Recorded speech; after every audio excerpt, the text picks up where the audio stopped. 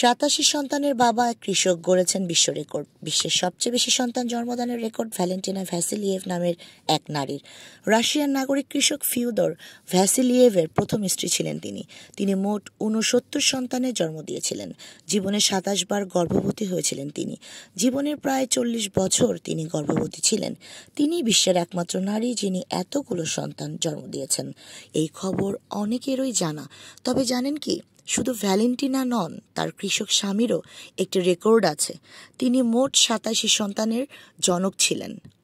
প্রথম স্ত্রী ভ্যালেন্টিনা ভ্যাসিলিয়েভ 69 সন্তানের জন্ম দেন এবং তার দ্বিতীয় স্ত্রী 6 বার যমজ এবং 2 বার ট্রিপলেটের জন্ম দেন। তিনি প্রসব করেছিলেন মোট 18 জন সন্তান। দুপক্ষ মিলিয়ে মোট 87 জন সন্তানের বাবা হয়েছিলেন রুশ কৃষক ফিওদর ভ্যাসিলিয়েভ।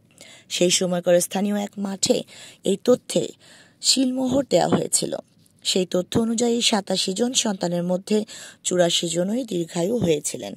সাবেক সোভিয়েত রাশিয়ার সুয়ার শহরে 1725 থেকে 1765 সালের মধ্যে কৃষক বধূ মোট 69 সন্তানের জন্ম দিয়েছিলেন তিনি।